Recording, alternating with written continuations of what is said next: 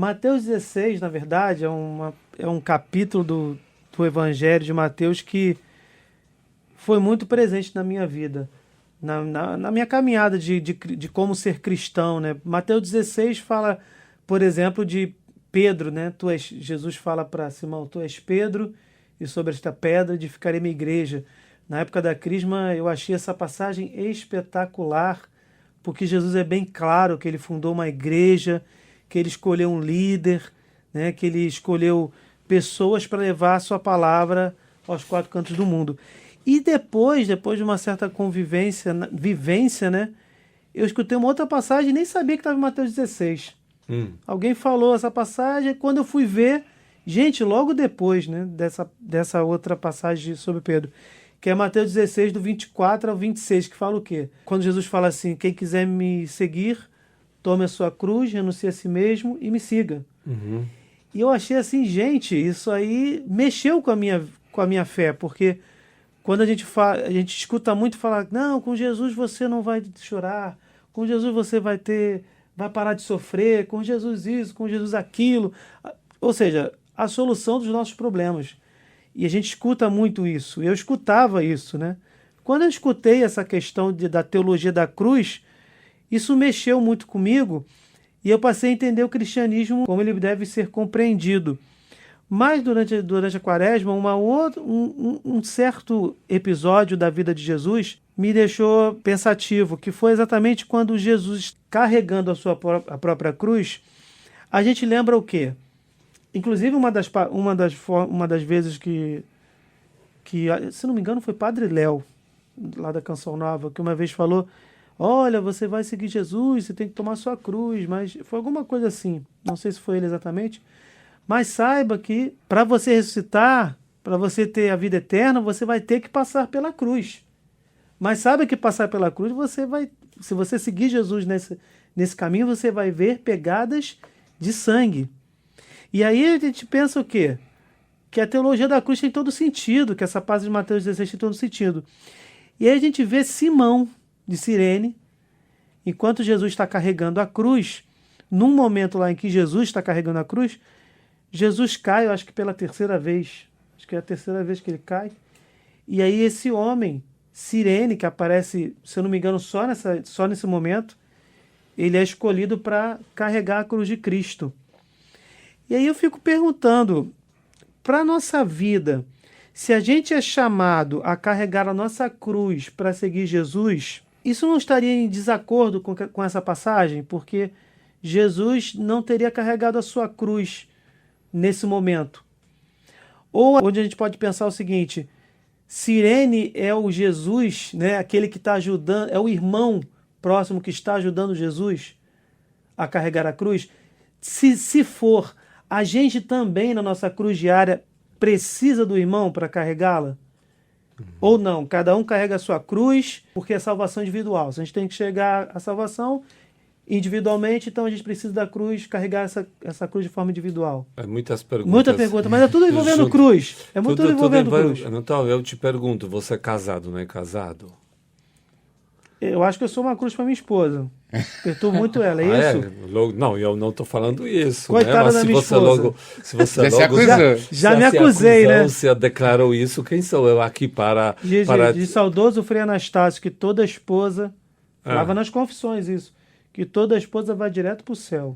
Entendi. Porque... De repente ele sabia, né? Ele sabia disso. Sabia. Né? Mas eu não perguntei por sabedoria. Não perguntei exatamente neste sentido, mas exatamente para brincar. É casado. E eu pergunto, você casou porque você não tinha a cruz na sua vida? Ou você casou porque você acredita profundamente que carregar a cruz sua própria no conjunto com outra pessoa que também carrega a cruz dela, mas carregando junto não é mais fácil? Não é mais conforme o plano de Deus para a sua vida? Olha, é o tipo de pergunta que já tem resposta, né? Sim.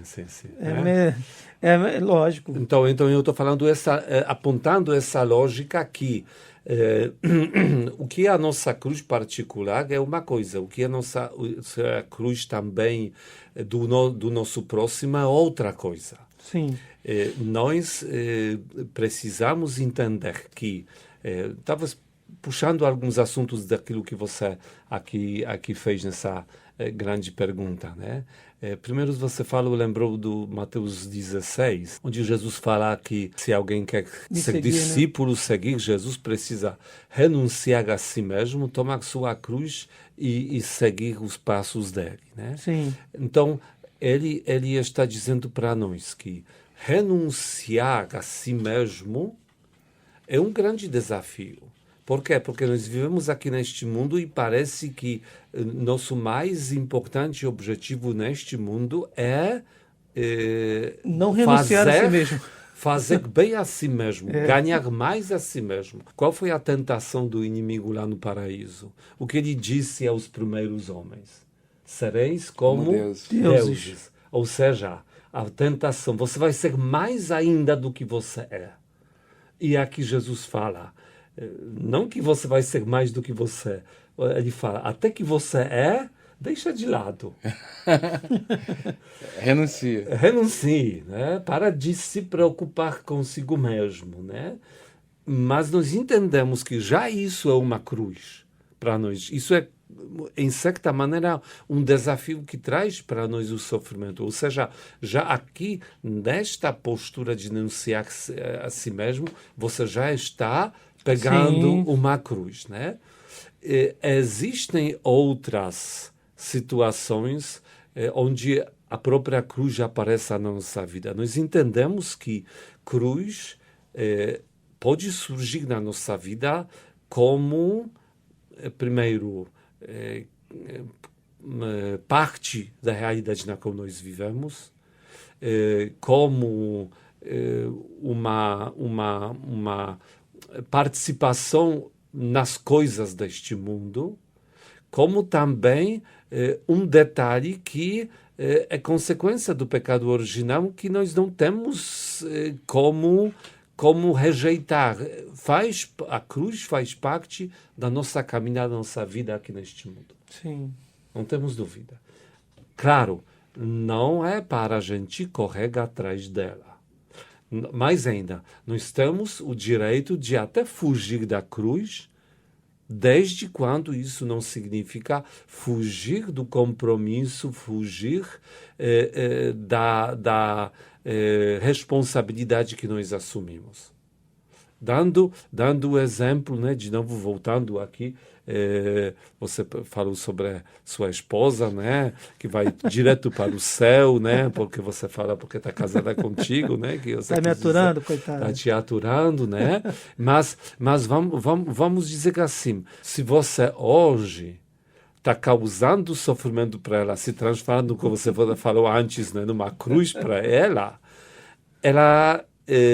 pode te rejeitar e procurar o outro, Marcos 2, que seja melhor, se ela assumir um compromisso perante Deus contigo. Pode, mas não deveria fazer isso. Não deveria, por favor. Mas se ela soubesse que cruz você vai ser, e ela percebesse isso na época do namoro, ela teria direito de fugir dessa cruz? Teria. Coitado. Pronto, não fez na hora certa, agora já era, né? Agora carrega. Não, brincamos aqui, mas eu estou brincando assim, quero explicar algo aqui. Sim. Tem os momentos onde nós podemos fugir da cruz, mas tem momentos que nós não podemos fugir da cruz. Verdade. Para sermos fiéis aos compromissos assumidos, ser fiéis ao próprio Deus, e com isso precisamos abraçar a cruz, com certeza o que temos que fazer é fazer o melhor possível com esta cruz, pedindo, claro, a força do próprio Deus para que Ele nos sustente, ok? Mas jamais naquele momento, pensando só porque existe a cruz, eu vou fugir dela porque é uma cruz, porque é uma coisa ruim. Neste momento, somos convidados a procurar o sentido desta cruz. Ou seja, o marido ou a esposa está sofrendo por causa do marido, esposa, ou seja, de outra pessoa, né? Ela pode, naquele momento, dizer que, Senhor, eu te entrego essa cruz, porque por amor eu quero pegar ela para que este sofrimento sirva à salvação do meu marido, minha esposa ou da minha. Né? Então, neste momento, estamos dando significado à nossa cruz. Estamos dando, sabe, um novo sentido à cruz. Novo ou talvez único sentido à cruz. Sim. Né?